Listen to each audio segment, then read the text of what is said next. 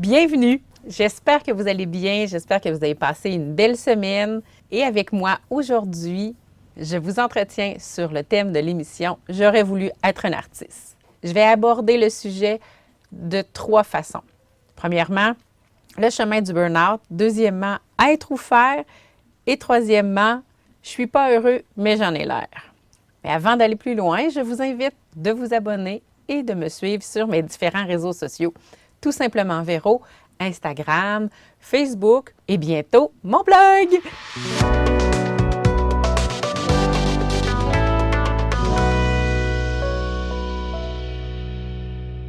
Tout d'abord, je tiens à faire une mise en contexte. Si pour moi, c'est quelque chose d'évident, j'aurais voulu être un artiste, sa provenance, son histoire, peut-être que pour certains, ça ne l'est pas.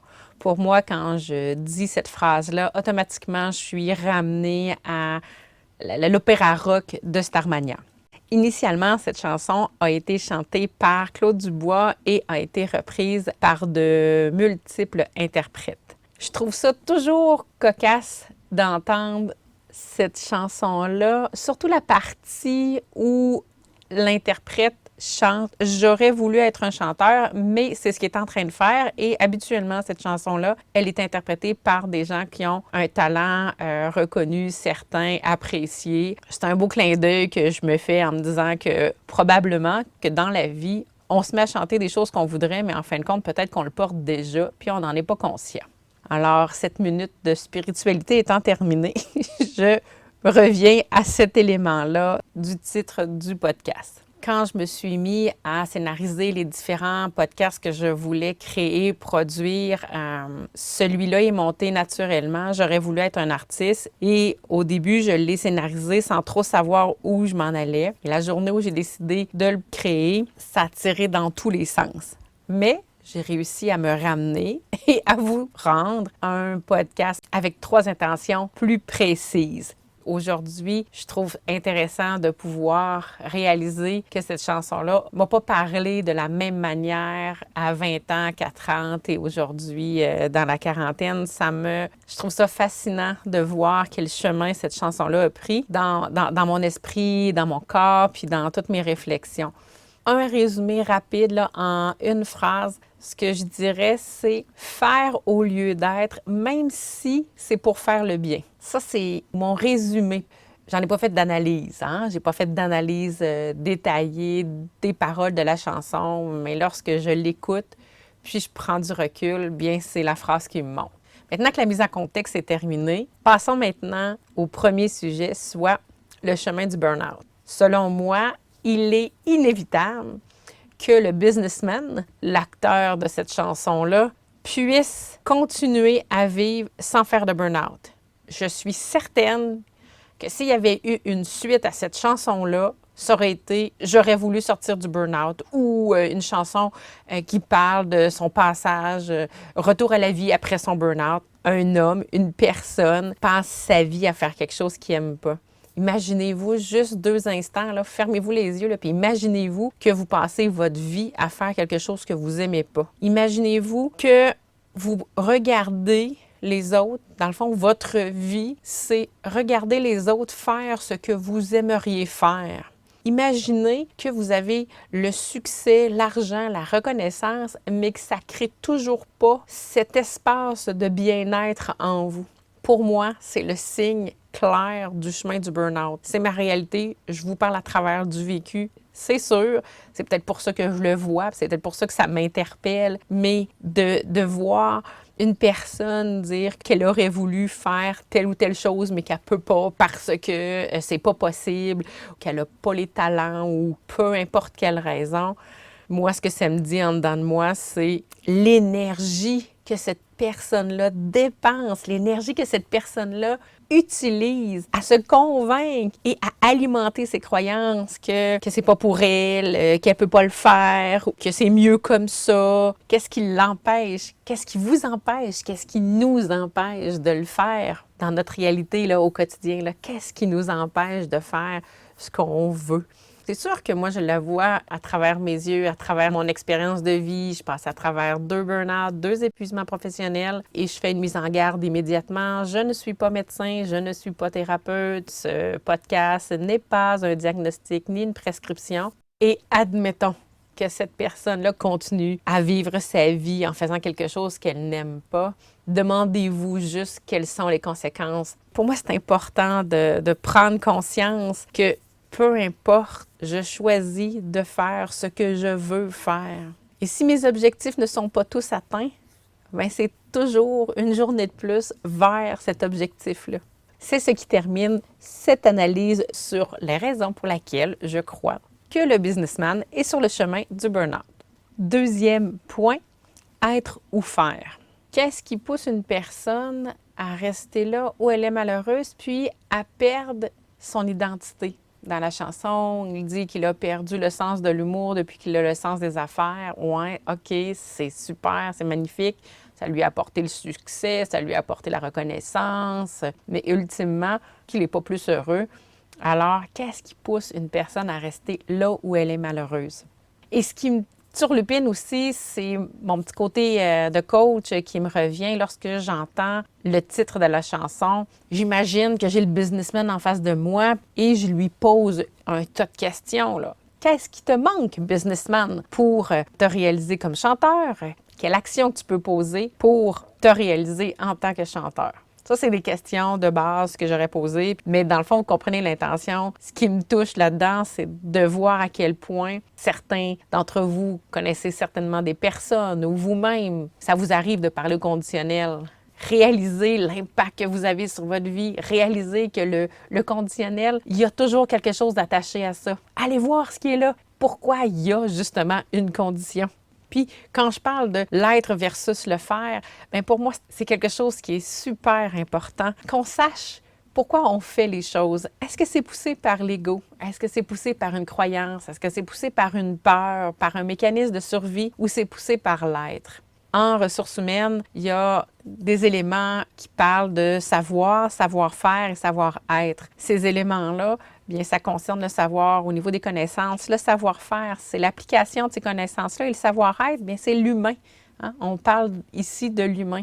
Et cet humain-là, là, bien, c'est lui qui se vit dans le conditionnel, dans cette chanson-là. Où vous êtes-vous dans votre vie? Parce que c'est l'intention qui est importante. C'est la conscience avec laquelle vous faites les choses. Est-ce que vous êtes conscient que vous faites les choses par croyance, par peur, par ego? Mais une fois que vous le savez, si vous y restez, c'est un choix. Si vous faites les choses parce que c'est poussé par l'être, c'est poussé par un désir, c'est poussé par l'intuition, c'est poussé par le plaisir, la motivation, et c'est fait de façon consciente, encore là, vous le faites par choix. Pour moi, il n'y a pas de chicane entre être et faire. Il y a juste quelque chose qui est important d'ajouter, c'est le niveau de conscience dans lequel on se place. Être, c'est global. Et faire, c'est l'application de ce global-là, de cette unité-là que chaque individu représente. Alors, dans le contexte de la chanson, parce que je vous ramène à ce qui m'a motivé à vous parler de ça, on a ici un businessman qui a beau être le plus connu, le plus riche, il n'est pas branché sur son être parce qu'il passe la toune à chanter qui aurait voulu être quelque chose d'autre que ce qu'il est. Honnêtement, là, c'est pour moi un message très clair où, dans une certaine vie, je l'aurais pris par les épaules puis je l'aurais brassé, puis comme « Hey, réveille! » Puis dans une autre vie, celle que je suis présentement, bien, je le regarde puis j'attends qu'ils viennent et qu'ils tendent la main et qu'ils me disent « Hey Véronique, j'aimerais bien avoir de l'aide pour pouvoir sortir de cet espace-là qui est drôlement inconfortable. » Parce que dans ma réalité à moi, je crois qu'on peut apprendre, vivre, expérimenter et explorer à l'extérieur de la souffrance. C'est ce qui résume le point 2. Maintenant, le dernier et non le moindre, je ne suis pas heureux, mais j'en ai l'air. Pour commencer, je pense que c'est important qu'on puisse ensemble voir qu'est-ce que ça veut dire être heureux. Le businessman dans la chanson « J'aurais voulu être un artiste », il dit « Je suis pas heureux, mais j'en ai l'air ». Dans cette partie-là de la chanson, le businessman est en dialogue avec une chorale et pour moi, les choristes représentent la société et à un moment donné, les choristes répondent au businessman et lui dit « Ouais, mais dans la vie, on fait pas ce que l'on veut, on fait ce que l'on peut. Alors, dans le thème du « je ne suis pas heureux, mais j'en ai l'air », la première question, c'est quelle est la définition du mot « heureux ». Qu'est-ce que ça veut dire pour moi être heureuse? Personnellement, je le sais. Qu'est-ce que ça veut dire pour moi être heureuse? Mais ça va avoir l'air tellement cliché, mais je le dis pareil. Dans le fond, moi, être heureuse, là, c'est de me lever à tous les matins, avoir accès à une nouvelle journée, être disponible, avoir accès à un corps qui me permet de me mouvoir, avoir accès à tous mes sens qui me permettent de découvrir et explorer, puis d'avoir accès à des gens avec qui je suis en relation, puis avec qui j'apprends. Ça veut dire de me vivre en pleine conscience. Ça veut dire d'avoir l'opportunité de faire des choix puis d'être dans la pleine conscience. Vous avez certainement votre définition de ce qui vous rend heureux, mais n'est-elle pas teintée par les choristes, comme dans la chanson, qui disent « Ouais, mais dans la vie, on ne fait pas ce qu'on veut, on fait ce que l'on peut. » Ramenons ça dans notre réalité. Je suis sûre que vous en connaissez des gens autour de vous qui ont ce genre de croyances-là, qui ont ce genre de pensées-là et qui teintent par défaut votre capacité à être dans la réalité, votre capacité à vous vivre au quotidien parce que vous êtes assailli par les croyances et les pensées limitantes des gens qui vous entourent, de vos collègues de travail, des membres de votre famille. Non mais sérieux, là, quand j'entends quelqu'un dire « Ah, tu fais pas ce que tu veux dans la vie, tu fais ce que tu peux », il y a quelque chose qui vient me chercher, je sais pas où, c'est viscéral, je devrais travailler là-dessus, je devrais aller me faire coacher, mais il y a quelque chose qui m'interpelle.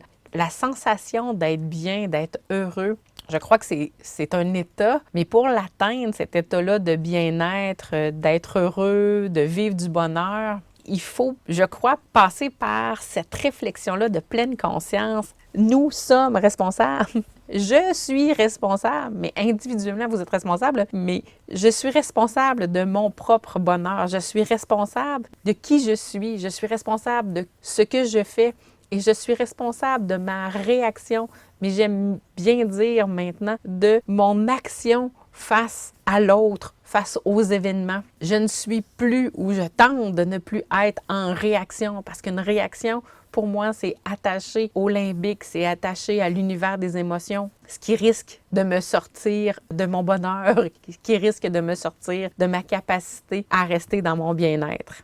Lorsque le businessman dit « je ne suis pas heureux, mais j'en ai l'air », moi qui ai passé à travers 2 burn-out, je saisis très bien ce que ça veut dire parce que je sais de façon plus consciente maintenant que sans s'en rendre compte, on peut facilement tomber dans ce jeu-là, de se déconnecter de soi puis de jouer un rôle social, même à la maison. Quand il est temps d'aller chercher ailleurs que dans cet espace-là qu'on a maintenu, qui était tellement fragile, bien, ça prend pas grand-chose pour prendre conscience du « shit que ça va pas bien ». Puis là, bien, je veux pas faire de scénario sur mon épuisement professionnel puis de vous ramener à ça, là. L'objectif, c'est d'amener la conscience sur nous sommes responsables de notre niveau de bonheur, nous sommes responsables des choix dans lesquels on se maintient, dans l'attitude dans laquelle on se vit. Puis c'est aussi de reconnaître que des fois, on n'a pas l'énergie, la capacité d'être ailleurs. C'est aussi ça.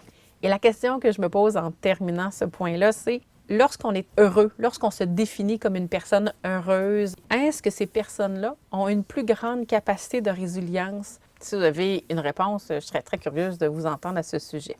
C'est ce qui met fin au partage de la journée. Aujourd'hui, j'ai regardé la chanson « J'aurais voulu être un artiste » sous ma loupe à moi. Je l'ai fait à travers différents thèmes.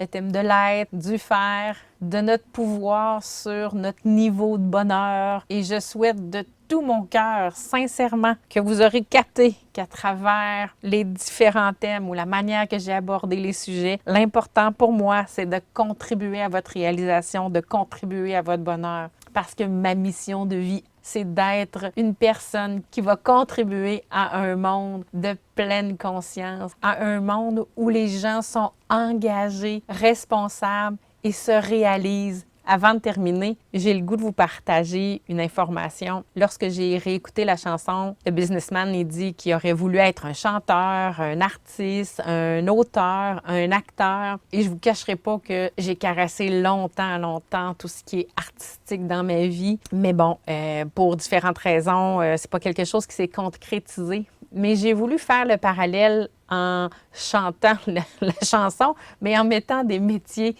qui étaient beaucoup plus près de moi. Et j'ai souri parce que j'ai repensé qu'un jour, j'ai voulu être politicienne, un jour, j'ai voulu être une journaliste et un jour, j'ai voulu être une animatrice. Et ça m'a fait réaliser, comme je disais au début, on se met à chanter des choses qu'on voudrait, mais en fin de compte, peut-être qu'on le porte déjà, puis on n'en est pas conscient.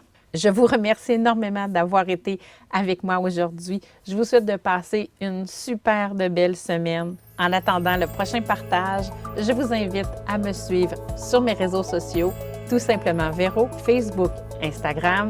Et d'ici là, je vous souhaite à tous de passer de très belles journées.